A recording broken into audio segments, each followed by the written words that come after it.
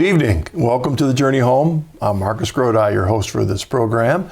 Each week I have the opportunity to join with you to hear the stories of men and women who are drawn by the Spirit to a deeper walk with Jesus Christ in His church. And we're anxious to meet our guest tonight, Father Jerry Brown, former Episcopal priest. We were joking a little bit before the show that you get ribbed with your name quite a bit. Not just the Father Brown series, which people could wonder about that, but with the name Jerry Brown coming from California, they were wondering if you have a dual job out in California. I have a dual job, but not that one.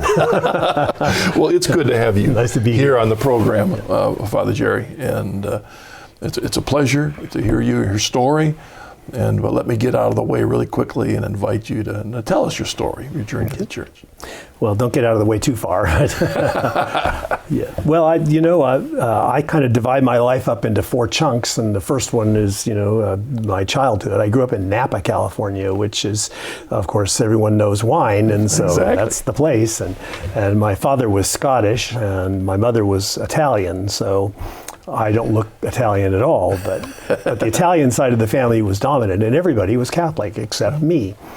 And I was baptized in 1946 in the Presbyterian Church, because in Napa there was a white church with a steeple on one side of town, First Pres, and a white church with a steeple on the other side of town, St. John the Baptist Catholic Church. And my mother had grown up Catholic, but for some reason or other, I was baptized in the Presbyterian Church. Never went to Sunday school, never set foot in the place again, really, to speak of. Was it your dad's Scottish background that brought with it the Presbyterian? Yep. Okay. His mom, though, was Episcopalian. Okay. And I didn't even know what that meant. And I was raised nothing. Their religion was golf. And so on Sunday morning, where we were on the golf course. And so that was how I was raised. And I was that part of my life is pretty unremarkable, other than I graduated from high school and got some scholarship aid to go on a journey to Europe for 2 months with a bunch of high school student graduates from my high school and a professor from the local JC. And we went to Italy, and that was in 1963. We went all around Europe, and I discovered the Catholic Church. Mm-hmm. And I always tell people, they ask me about my conversion story. I say, I was at High Mass in the cathedral in Salzburg, Mozart High Mass, and it had been raining outside, and as we all knelt for the consecration and the elevation, the sun broke through the stained glass window above the altar and flooded the cathedral with light. And that's my heartwarming moment. And I said, that's what I want, and I had this sense that I was supposed to be a Catholic, and maybe even a priest, since the time I can remember. Wow. So I went home and told my dad I wanted to be a Catholic priest, and he said, "Over my dead body." You've heard that response before, probably. Right. Yeah. So. But you obviously had no understanding of the faith, or just you had this wonderful, powerful experience. I had a couple of girlfriends, who were super Catholics, and kept passing me tracts, read this. So I did have a pretty good, rudimentary knowledge of the faith. So my dad said, "Why don't you go to your own church?" I said, "What's that?" He said, "Well, your grandmother's Episcopalian." So the next Sunday I went to the Episcopal Church, and it was a beautiful, very high Anglican church, Gothic, 6 candles in a tabernacle, statues. I said, close enough. So I became Episcopalian and was confirmed, and was in college and went to seminary immediately after my 4 years of college, and went to the seminary in Berkeley. It was 67 to 70. Ooh. Yes.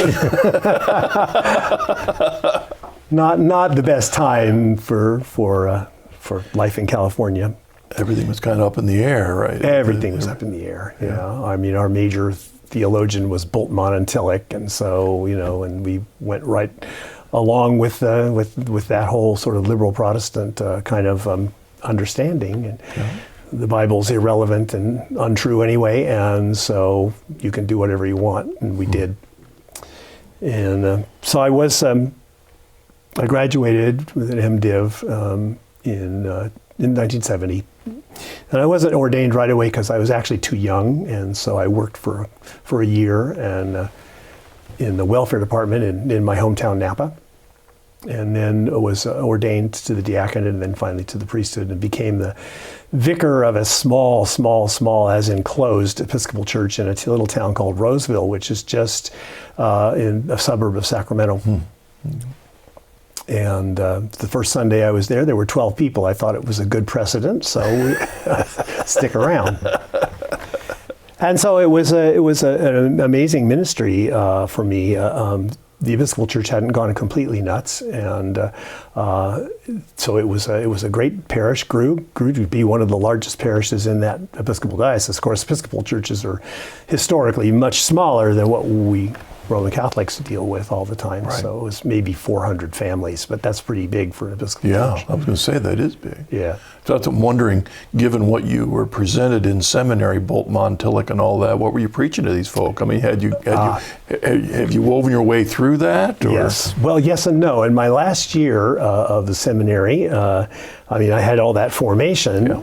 And there's this crazy person came through the seminary, and by the name of Dennis Bennett. Yes, have you ever heard of Dennis? I visited his church out in Connecticut, right? Right. So years ago. Yeah. Dennis was there, and unlike most of the speakers who came through the seminary, stayed in the dorm with us. And so that night he was in my room. The next thing I know, I'm kneeling there, and he's praying over me, and I received the baptism in the Holy Spirit. So I was totally confused. I didn't know what to believe. And so I spent that year when I was working trying to figure out what it was that I believed. And my big touchstone was C.S. Lewis. Wow, there you go. And Lewis became kind of my guru, I guess, to use a California term. Yeah. And so we... but he brought you back to authentic Christianity. Yeah, back to orthodoxy, yeah. And I was in that parish for 15 years, and and it grew, and it was a wonderful community. Still is, I'm glad to say. I had gotten married shortly after I was ordained, and we were happy until tragedy befell us, and we gave birth to our first child, who was unfortunately died in childbirth. And it, along with a whole bunch of other issues, destroyed our marriage. And so we ended up, at the end of my time in Roseville, we ended up separating, and we remained separated for a number of years, and then finally did divorce. And so I moved from Roseville to Berkeley, and I was adjunct faculty at the seminary there and doing the kinds of things that we talked about earlier, field education and homiletics and stuff like that. Yeah.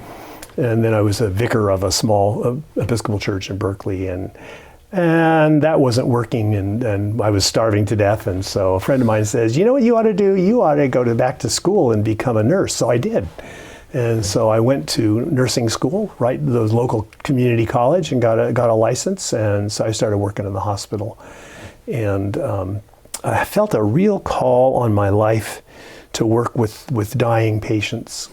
And at the time, this would be from 87 to 95, the big issue was AIDS. Oh, right. And I had this vague remembrance of some saint. I thought he was a saint. Actually, it turned out he wasn't. Damien of Molokai, who now is a saint, of course. Right. And I had this idea that we should pour out our life in that way somehow. But my life wasn't adding up. I was living in the world more than anything else. I was living in San Francisco, working at Kaiser San Francisco in the AIDS ward. And I did that for 7 years, or 8 years. That in itself is probably a story of what you encountered. It was. It was a pretty amazing time. It was mostly young men would come in, and they would be diagnosed and dead within 2 weeks, and it was a tragic time. It was a wonderful unit. And it interested me because most of the guys who came in were not living exactly what you would call a Christian lifestyle. And it was odd because it was about in 1989, I think, that John Paul II came to make his pastoral visit to California, and of course the story on the street was bad man, bad church, and that was kind of the way most people, I think, a lot of people anyway in the city saw it that way. But what interested me and what really confused me was that the only pastoral ministers that were coming into the hospital to visit these guys were Catholic priests. And we had a nun, Sister Mercedes, who came every day, and she was there. And I saw lay ministers, Eucharistic ministers, coming in to bring communion to the Catholics.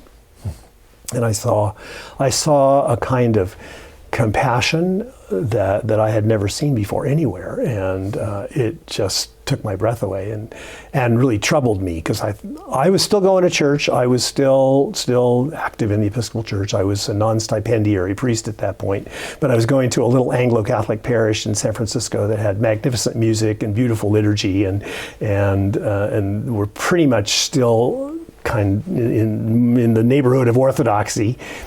And you were still a C.S. Lewis Orthodox thinker, yeah, charismatic. Yeah, to some extent. To some extent. Yeah. Okay. But you weren't acting as a priest. Yes. Oh, you were. Non-stipendiary. I would say Mass usually on Tuesday mornings, and then whenever they needed help on Sunday morning, I would help. Yeah. Right. So I was still involved, but I found that if I stuck my nose outside of that parish, that I was in a different reality. I mean, it was a totally different reality. There was nothing Orthodox out there at all, and things were starting to happen in the Episcopal Church. Oh, they were well underway. And but in that little tiny parish, it's called Church of the Advent. They had Episcopal churches had guilds. There's the Ladies Guild, St. Margaret's Guild, or St. Mary's Guild, or St. Agnes, or something. And so there was the C.S. Lewis Guild, and so I joined the C.S. Lewis Guild. And there was a group of us, and we would read and discuss and talk about C.S. Lewis, and so. And it was it was okay, but experiencing the compassion and the beauty of the faith. And so one Sunday I had gone home. I was working night shift at the time, and I went home, and I usually would just go to bed for a couple hours, then get up and go to church. And I didn't make it, and so there was a Roman Catholic church just a few blocks away from where I was living, and so I thought, well, I'll just duck in there. And I thought, this has got to be a fluke. The liturgy was wonderful. The preaching was orthodox. It was an extraordinary experience. So I said, well, this can't be. So the next Sunday I went to a different parish, and it was wonderful. And then the next Sunday a different parish. And then one Sunday I went to the cathedral, and even that was good. And I thought, this is weird. So I called up a friend who had been an Episcopal priest and is now a Catholic priest, and said, help me figure this out. And his name was Richard Deitch, and he was at the cathedral, St. Mary's Cathedral in San Francisco. And so I went, and we had a meeting, and he said, well, now you realize you can't go to communion. I said, well, oh. I can't.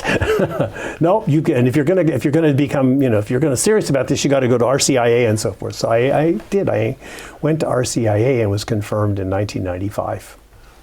And it was about 8-9 months of going through RCIA, and that not receiving the Eucharist after being, at least a weekly communicant for as long as anybody could remember. Was a very difficult, dry period in my life, but I wouldn't trade it for the world. It was so formative. And sometimes, in pastoral ministry, people say, oh, where's God? I can't find him. But a lot of times that's the most fruitful time in our spiritual lives. It was for me. There's a big separator. Our guest is Father Jerry Brown. So the RCIA time, which would have been, fall to Easter, right? Yeah. During that time, were you also practicing as an Anglican priest, or you set that aside? I set that aside because basically Father Deitch said, you can't get out of it. Yeah. So I said, okay. Okay, so what about you're a C.S. Lewis Orthodox, partially charismatic. Well, were there any areas as you were drawn to the Catholic Church that were a struggle for you, particularly? As you went theologically into the church, were you pleased with what you found? No, I was pleased with what I found. Not really. I felt like the proverbial duck that swims, and just it just felt like home to me, and it was coming home for me. It was something that I had wanted all my life, and for many years I had submerged it and didn't think about it, but then I was. And so I came into the church and was confirmed and intended to sing in the choir, and I was working at the time in the emergency room at Kaiser Oakland and just having a nice life. And so my pastor kept saying, well, we need priests. And so I said, all right, I'll pray about it. So he said, well, you can't just pray about you how to go on retreat. So I did. I went on retreat. There's a Carmelite house up in Napa Valley, so I went there for 3 or 4 days and came home, and I stopped by my mom and dad's house, who were still living in Napa and at the time, and I walked in, and my dad looked at me, and he was towards the end of his life and he wasn't very well, and he said, what are you doing?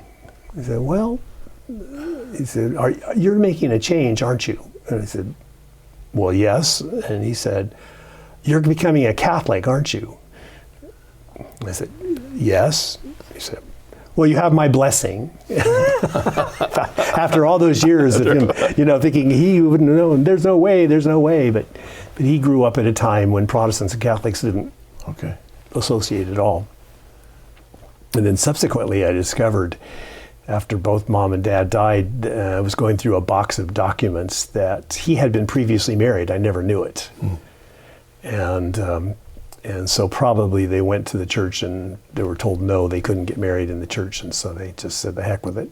I see. Yeah, so there was an issue that was standing in his way. As so often happens, yeah. All right. So you're discerning priesthood, though. That's what you're going there for on this retreat. Yeah. And then I felt that God was saying that I should do that. So I said, okay. And so I went to meet the bishop, John Cummins, who's Bishop of Oakland, and he asked me a couple of interesting questions, and he said, well, now you were married, yes, and what about now? Well, we were divorced many years ago. Well, you'd have to get an annulment, so I had to go through the annulment process, which was also a very revelatory process. And is there anything like that in the Episcopal Church? No, nothing like it. No, in 74, the General Convention voted to just basically get rid of any restrictions on marriage, and it was hedged about with some sort of, you have to discern that the previous marriage is dead, but that's all gone. It's now just So the bishop in San Francisco used to say about his priest, 3 strikes and you're out. And in other words, you can get married 3 times and then I'll have something to say about it. It was not good. Yeah. And so I had to go through the annulment, and so that was part of the process of pre-seminary discernment, and was that a good process for you, the annulment? It was a painful process because I had to relive a whole lot of painful stuff. Yeah. And my ex-wife as well, she was opposed to it. She didn't want it. She said it'll make our children illegitimate. Well, of course it doesn't, but she, and she opposed it. She was at the chancery in Sacramento every other day. It seemed like they were, But when it was granted, oddly enough, and we had been divorced for 15 years, neither one of us had remarried. After it was granted, she met a guy and got married. And so it was like a real coming full circle for her too. For her too, yeah. Our first child died. We had adopted 2 boys. The oldest one died as well the year I was ordained in 2001. And so we have 2 children left, and my daughter Amy, and who is ours, and my son John, and they are doing well. And I have 1 grandson, Andrew William, Drew they call him, and it's going to be 5. Grandpa's taking him to Disneyland in October. So having that is unusual. So the bishop asked me, he said, what do you think about an unmarried priesthood? I said, well, frankly, Bishop, I don't see how you can be a priest and be married. It's just not in the cards, especially now that I have done it. I mean, my parish where I am right now is 5,700 families. Yeah. When would I have time for a 5,700 families? Yeah. In Brentwood, California. That's bizarre. I mean, the size. Why? Yeah. I pastored. I was senior pastor of a Presbyterian church that was considered large in its day, of 370 families. Yeah. I mean, 50s. Yeah. How can you pastor? How can you care? You can't. It's impossible. Yeah. But that's what it is, and so you just hope for the best. Yeah. but there would be no time for family life in that regard. It's just not possible. Right. So for me and my journey, coming to celibacy was oddly, it was really the thing that catapulted me into a closer walk with God and Jesus. I think it was something I had known about and struggled with for all those years, ever since I was just a kid. And somehow or other, I always knew that was what I was supposed to be and do. And recently I read an article in a magazine, First Things. Is that something you're familiar with? Right. Oh, yes. Yeah, a woman wrote this article about celibacy in the Catholic Church, and it got the next month. I'm always anxious to read the letters to the editor because they want to trash whatever that was written in it, and it got pretty well trashed. But I thought it was a brilliant artitle, and I don't even know what her name is. I've forgotten it, but it really left an impression on me. And one of the things that it left an impression on me was that celibacy was where I was able to come home and come to rest. So much of my life I had been, seeking and struggling and looking and in many cases in all the wrong places, and it was this that made it possible for me to come to rest. And so for me it was a brilliant move, and I treasure my celibacy, and we don't. Diocesan priests don't take the evangelical counsels of poverty, chastity, and obedience. We take, but we do similar. Right. Certainly, celibacy is our promise and at ordination, and to me that's been a thing that has been the catapult for me in my walk. So, and celibacy, maybe explain that, not so much being a commitment to individual aloneness, but a different kind of marriage. Yeah. To Christ and His church. Yeah. I'm assuming that's what you mean by a new understanding of who you are in relationship with Christ. Yeah. And what celibacy is meant for you. So part of my being confirmed in the Catholic Church and entering in 1995 was a recognition that was going to be, regardless of whether I was ordained or not, I was going to be celibate, and discovered that was had a great value for me personally. We used to say in the Episcopal Church, well, some people may be called to celibacy, but most of us are not.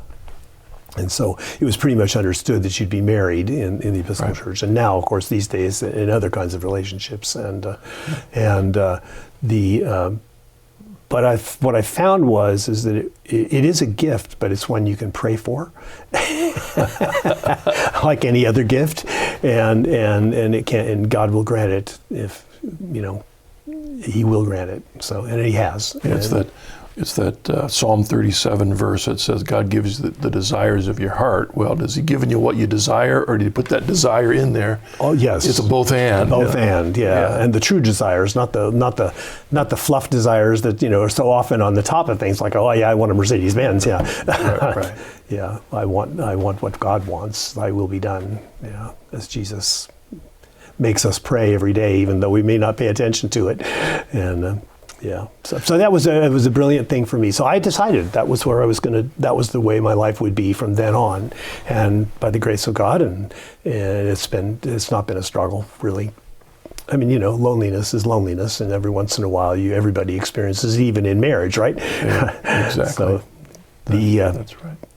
So then I was placed in a parish in All Saints and Hayward in California, a beautiful parish, and I was there. The idea originally was that I would take some classes in Berkeley at the Jesuit school and then be ordained, and then the Bishop's Advisory Council said, no, we think you should go to St. Patrick's Seminary, the regular theologate in Northern California, Archdiocese of San Francisco. So, and you need to be there for 2 years. So I thought, 2 years?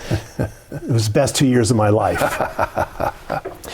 I had a 2-year sabbatical. And I got to read every book I ever wanted to read, and made great friends, and it was a most wonderful experience. And so when I was ordained at the end of that process, I really was a Catholic. I wasn't an Episcopalian in the Catholic Church. I was really a Catholic in the Catholic Church, and it made a huge difference for me personally, and it's been a great journey.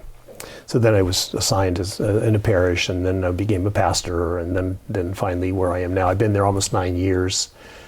It's been quite a ride. I remember when I had been Protestant all my life and trained in seminary and ordained. But when I heard that Catholic seminaries and involve 3-4 years of philosophy first before theology, I thought, well, that's the stupidest thing. Because from my background, hey, they should be just studying the Bible. What's with this philosophy stuff? And often when we deal with former or non-Catholic clergy becoming Catholic and they think they need more training, why do I need more training? And then you find out the beauty of philosophy and how that is the groundwork for good theology. Did you get encountered that or had you already had your philosophical background as an Anglican? Yeah, I had enough to be able to, and I had another degree in patristics and some other stuff, and so I did have quite a bit. But I agree. It's, and I wonder, well, what am I going to be doing there for 2 years? Well, I found plenty to keep me occupied. Found a lot of new friends and theologian friends, and the first day I walked into a class on Christology, or it wasn't Christology, it was on the Trinity and the Life of Grace, it was called. And the professor, I didn't know from Adam, although he became a really close friend, pulls out this book by a guy named John Zasulis. Have you ever heard of him? I've never read anything by him, but I've heard he's wonderful. Greek Orthodox. And I thought, I think I can do this. It was like coming home.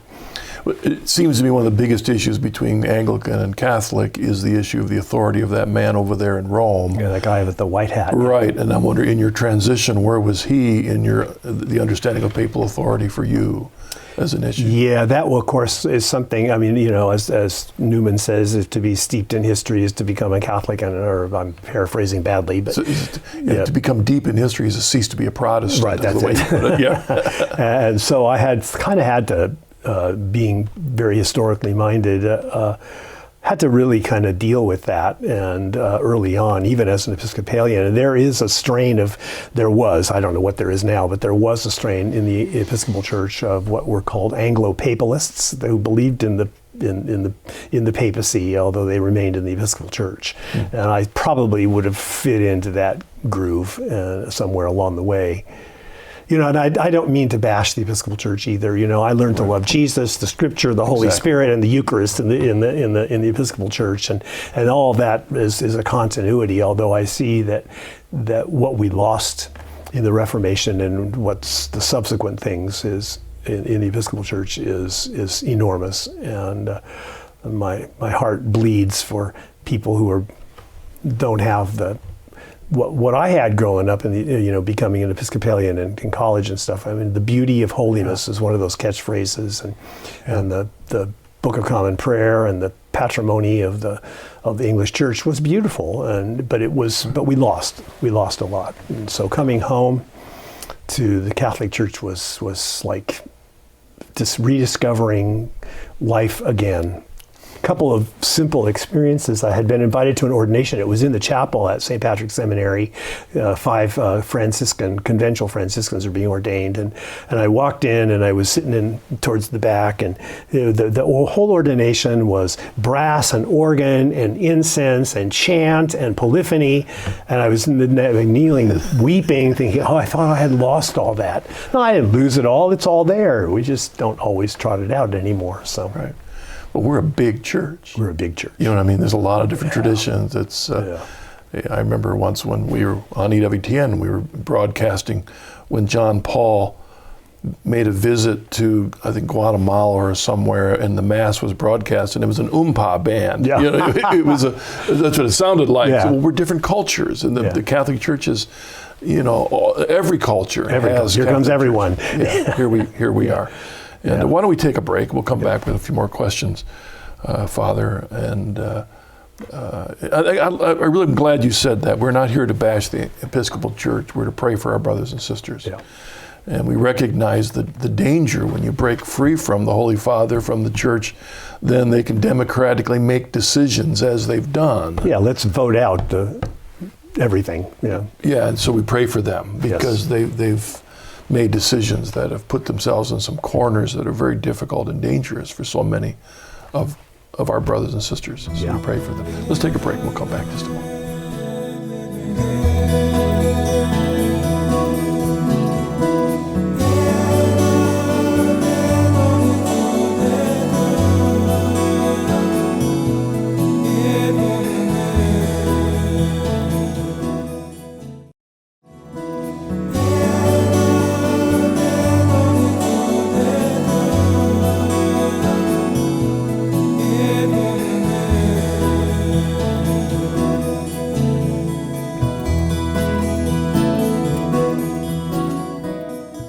Welcome back to The Journey Home. I'm Marcus Grodi, your host, and our guest tonight is Father Jerry Brown, former Episcopal priest and now Catholic priest with a bazillion parishioners. That just still boggles my mind when I try to imagine pastoring that many. My first church was only 185 members too. It's kind of like your first church, and then. But I remember thinking when I had 370 or 80 families. And I had a full staff of 10 people. I needed that to do that, and I can't imagine pastoring a parish of that many families. Well, it's different. Bishop Cummins called about 6 months after I was ordained and said, "All right, what's different about it?" And I said, "Well, Episcopalians want their priests there all the time." And I said, "And Catholics really don't. They want you there when they want you, but the rest of the time they just pretty much they want you to stay over there." I said, "It's a different way of organizing reality, I guess." And I mean, it's the community I'm in now is just extraordinary, and people are just so amazingly on fire for Christ and the new evangelization. And I mean, this community just continues to explode and grow and grow. And that's so positive. When I came there in 2007, there were 1,700 families, and so the big growth has been since I've been there. Wow, it's been an amazing ride. Wow. And it certainly is not the personality or the style of the preacher or the pastor. It is a thing that's been it's a kind of, I think that's an insight maybe into the new evangelization is that if it's not generated out of the people's commitment and their willingness to walk in the faith, then it's probably not going to go anywhere. So Right. Well, it seems to me there's always three keys to evangelization, and the first is that the evangelizer's got to be evangelized. Yeah. You know, the people have got to love Jesus Christ. So if they're going to be called to go out there, they've got to have a conviction. And then the second thing is, what are you going to do? I mean, how are you going to reach out to people? How are you going to give away that which you've received? So that's how do you evangelize. And the third thing is, if you do evangelize them, what you going to bring them back to? That's right. Yeah. What's the community like? I mean, if you have a completely dead whatever, then you evangelize someone, well, they're not going to stay. And John Paul warned about that. Yep, he did. And sounds like by the grace of the Holy Spirit, it's happening where you're at. Yeah, it really is. And the community is very, very much welcoming, and we've gone out of our way to make sure that the so-called Sunday experience is right on, and people are welcomed and know that they're welcome there, and they can link in. I know another thing that I've heard is that when you have a parish that big that has multiple masses, of course, it is sometimes not just one big parish, but almost every mass is a parish unto itself. They're like mass communities, yeah. And in California, as very common, is that about 40% of the parish is Spanish-speaking. So that makes a whole different flavor. And, were you Spanish-speaking all along? Or I started majoring in it and then ended up with a minor in college. Didn't touch it for 30 years. And when I was at the seminary, I called the vocation director and said, "Hey, the guys are going to Mexico to study. Can I go?" "Oh, no, you're too old," he said. And I said, "Oh, well, okay." And then he said, "Well, did you have any experience with it before?" I said, "Yeah, I have a minor in it." "Oh, well, okay, well, you can go." So I did, and of the group of us that went, I'm really the one that's continued. And so you had you're thrown in and it's all Spanish, right? That kind of experience. Yeah, that's the way to do it. Immersion. We went to a place in Mexico called Morelia, which is, most Americans have never even heard of it. It's in the Central Highlands, and it's a colonial city. It's just magnificent. And so that was a whole new experience. While we were there were 4 guys from my diocese, and there were 17 total seminarians in the school, but there were 4 from my diocese. We took a week and we went on a little journey, went over to Mexico City and went to the Basilica of Our Lady of Guadalupe. Now I had no trouble with the papacy. You asked me about that. I mean, the idea of authority and the idea of the papacy, I had really come to no problem. I loved Mary as a Protestant. She's the mother of Jesus, right? And so we went to the Basilica of Our Lady of Guadalupe, as I was very skeptical, and I walked out of there Guadalupano, and I was so amazingly touched in that experience, and so richly blessed to be there. And an amazing miracle, I think, that's what I would describe it, happened is my roommate at the time had a really rough pastoral year, and he was all the time he was there. I'm leaving formation, I'm going to quit. I hate the church, I hate priests, I hate everybody. This is the first 6 weeks of listening to this. And so we went to the Basilica, and afterwards, he was very quiet, and I didn't think much about it. And we came back, and when school started, he was there. I said, "Hey, Neil," Father Neil Clemens, now the vocation director for Oakland Diocese. I said, "Hey, Neil, what are you doing back here? I thought you were quitting." "Oh, well, I decided to stick it out." I said, "Okay." And it wasn't until my first Arleta Guadalupe celebration on December 12th of 2001, or 2 it would be, and I had to preach, and I thought, I called him up and said, "What happened?" And he had this conversion experience at the Basilica, and that's why he's a priest today. And he just that to me spoke such huge volumes. I'm assuming there's a few viewers that have no idea what we're talking about when we're talking about Our Lady of Guadalupe. Not that we need to give the whole story, but the point is, what is there about walking into that? What was there that changed his life and yours?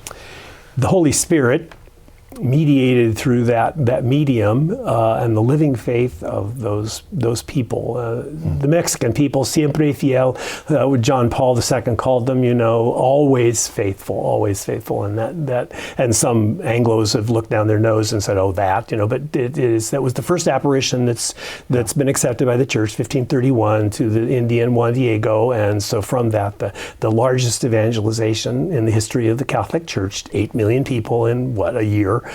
Become Catholic after a generation trying and failing. This opens the door. And I think she, of course, is the touchstone of the new evangelization. If we don't have her involved, it won't go anywhere. So, of course, good Protestant boy, rosary, what's that? And so somebody, very, very holy woman, who probably would have driven me crazy if it had been in my parish, but, very holy woman, she just said to me one day, she said, "Just shut up and pray it." That has the ring of prophecy.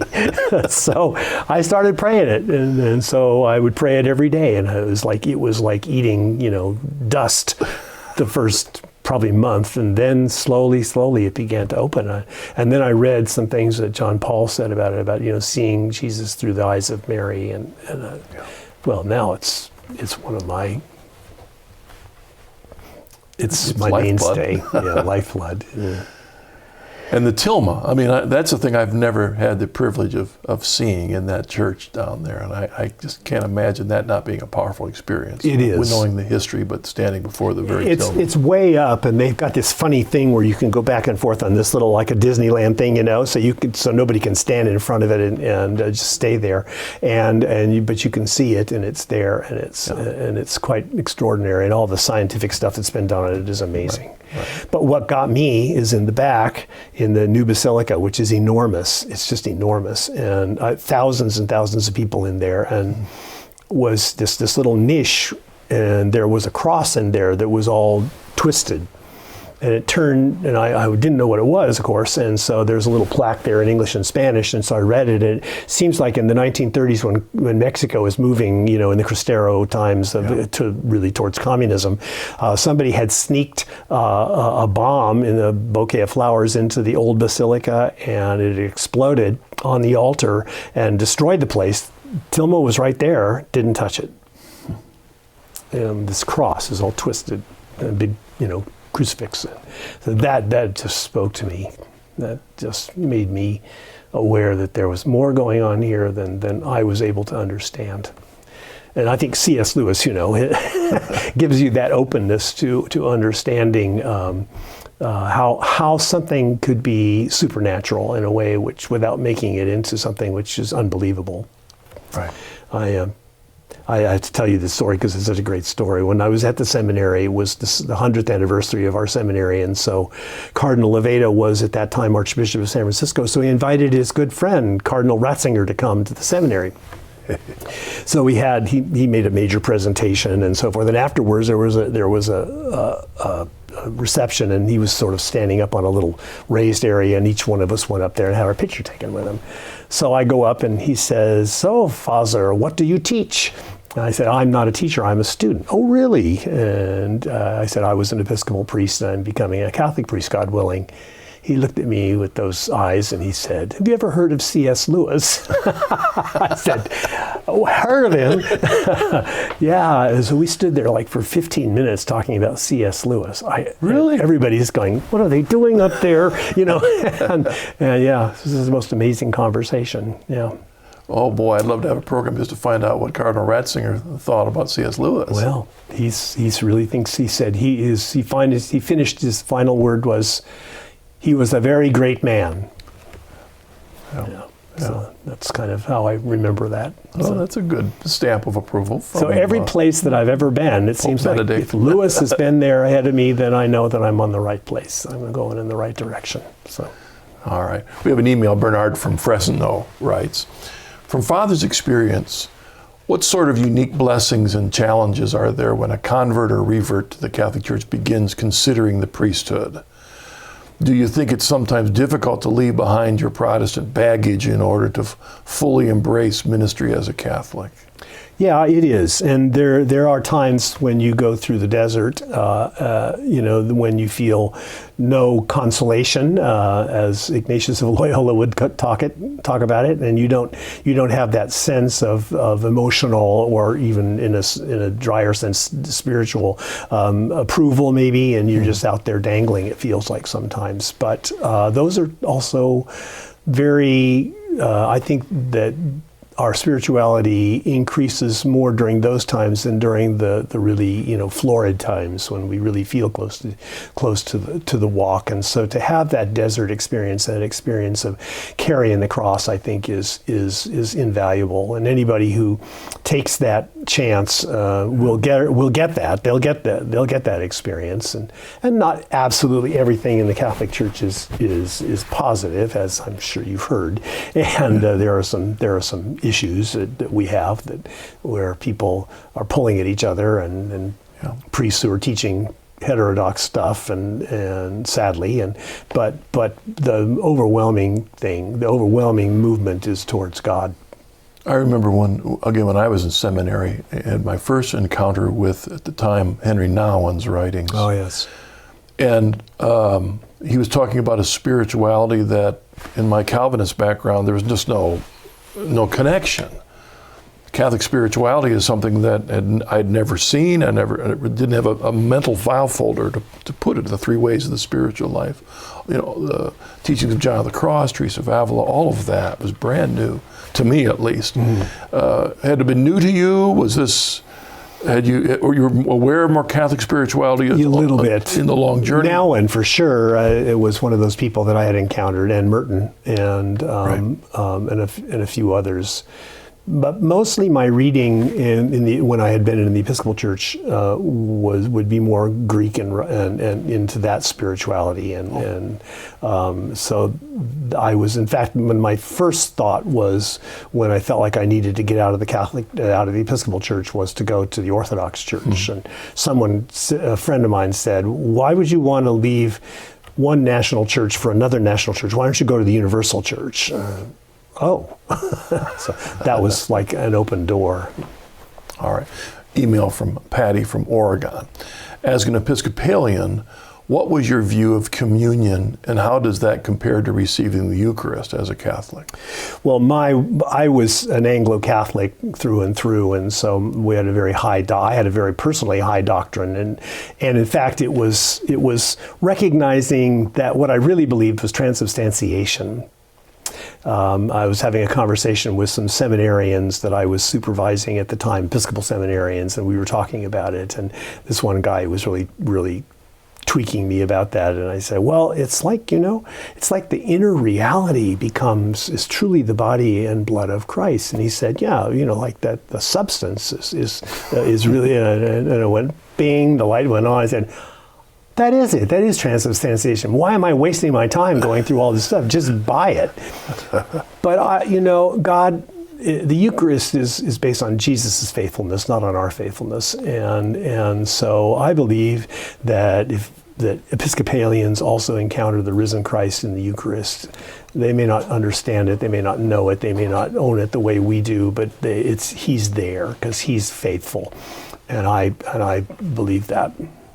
Yeah, regardless of what the 39 article says. Exactly, and I was always violating them anyway. I was going to say, I'm caring about and gazing upon was my was home for me. Yeah, I mean, there's that wide breadth in Anglicanism. Yeah. There's that wide breadth, and that's why we recognize, just as you said, our Lord is a mystery. With God's not limited to his sacraments. There's a great mystery there. We know that they're there, but we also see that there's evidence that he is very active and alive in the lives of our separated brethren. Yeah. And where he's not denied, I am sure he's quite happy to be there. Yeah. Which, as John Paul would say, all of that leads, though, the trajectory is home. I mean, that's all, but this is home to the fullness. Yeah, and so in a sense, you can only see it from being home. Yeah. Yeah. Jenna from Minnesota writes, in Father's opinion, what is one major issue or truth that sets the Catholic Church apart from other Christian denominations? Authority, and knowing where the authority is and where it can be expressed and understood, and also understanding that it's not just theological authority, it's also as we were talking about Mary, and it's more than just dry theology. It's also the whole way in which we approach the sacraments and ecclesiology. That was a whole new study for me. I mean, I certainly understood what the word meant, the theology of the church, but the church was kind of almost a construct that you sort of had to deal with, and with your nose like this. And for Catholics, no, the church is the essence of what Jesus left or is for us today, and so we experience him in the church. And, when you think about that wonderful statement he makes in John 15 when he says, "Apart from me, you can do nothing." Yes. Now, if you contemplate that phrase, "Apart from me, you can do nothing." So, how do we get united with him? Is it merely just me and Jesus? Yeah. Or is his body? It's his body. I mean, there's the issue. It's his body. It's the church that he established. And that's the big difference. Yeah. And yes, we have issues in the church, as we know, and but it's for better, for worse. He's there, and I had some during the process, particularly when I was at the seminary, I had some real questions crop up in my heart, and I think the devil's always right there to whisper, the what is it, the accuser of the brethren, and but he's there. That's the bottom line.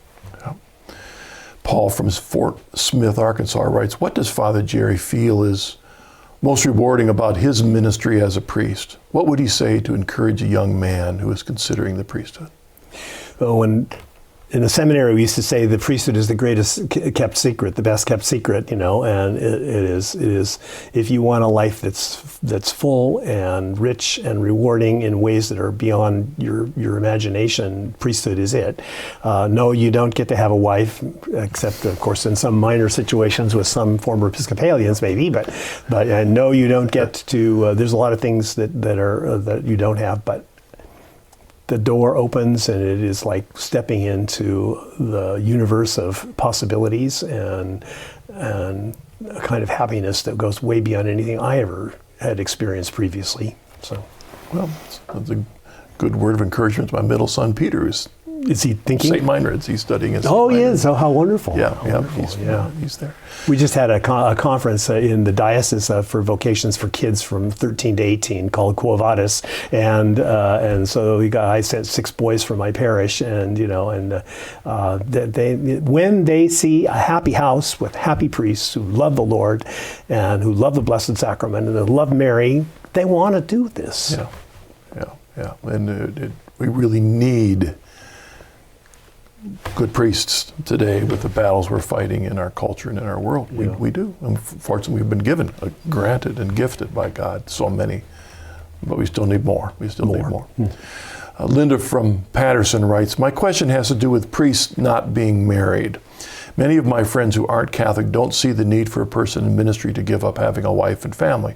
Are there any good reasons I can share with them so they can better understand the Catholic practice of priestly celibacy? Yes, practically, where's there room for a wife in a parish of 5,700 families?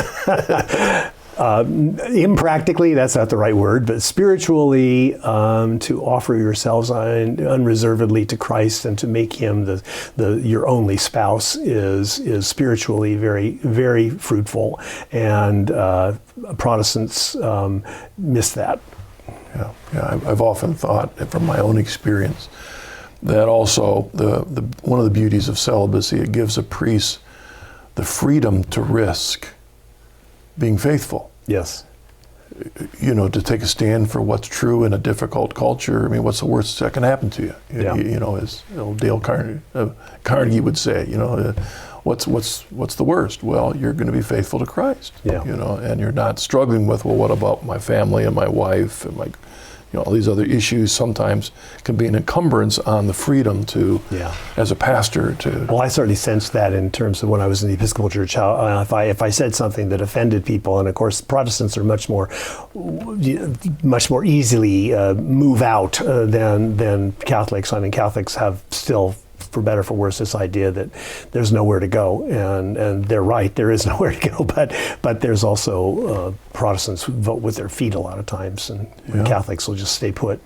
Yeah, well, think about the major decisions that democratically within the Episcopal Church and other denominations have made over the years, and sometimes I think it's because there are family pressures that are there on the leadership, that a celibate clergy, you're there. Yeah. You could take a stand, and that's one of the blessings of that.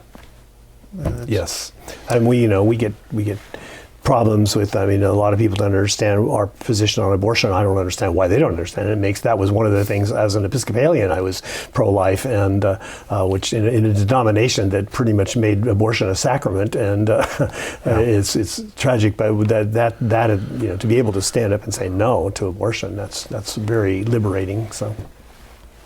One of the C.S. Lewis questions, one of my favorite books, is his Screw Tape Letters. Oh, yeah. As a priest, was he right? Yeah, he was. What does he say? Satan tempts nowhere better than at the footsteps of the altar.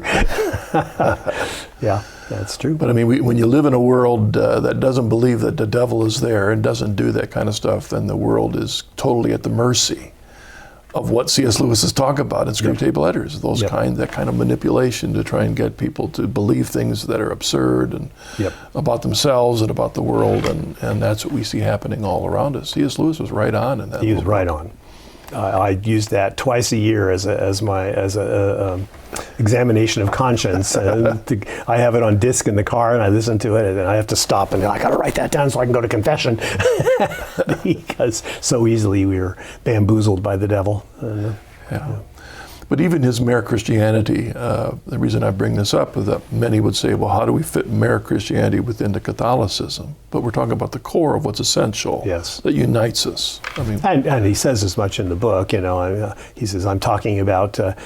He depict pictures of Mere Christianity as the hall, and off the hall are all the denominations, and he talks about how that's in those rooms where you have dinner and fellowship, and in the hall you're looking, and so he's talking about people who are searching for something. That's what we're drawing them to, and of course. And that, of course, is an insight for me too. The church is the invisible church was one of those theological ideas that I could not ever come to terms with or peace with, and I think that was that catapulted me ultimately to the Catholic Church. It's just the church is not invisible. The church is in a particular place at a particular time, or it doesn't exist at all. Yeah, I mean, the way that I've looked at the Mere Christianity is that Mere Christianity is true, but the fullness of everything he writes about in Mere Christianity, the fullness of each of those things is found in the Catholic Church. Yeah. The reflections and aspects of it in our separated brethren, but all the trajectory leads them home to the fullness. It would be interesting to know if he would have converted. Wouldn't it have been interesting to know? Of course, he died in 1963, so yeah. Right. I mean, Walter, his secretary recognizes that there was a trajectory there, but things that he brought with him, the baggage from his upbringing, kind of an underlying anti-Catholicism. Yeah. It was tough for him to get over. Sure. Even though he had a constant dialogue with a Catholic priest in Rome. That was, they were sharing their ideas. But we pray for these great heroes that have helped so many people find deep relationship with Christ. Father, thank you so much. Thank you for joining us on the journey home, sharing we pray for your blessing, and also we ask, Lord, to continue to bless your ministry as a priest. Thank you for joining us on this episode of The Journey Home. I hope that Father Jerry's journey is an encouragement to you. God bless. See you next week.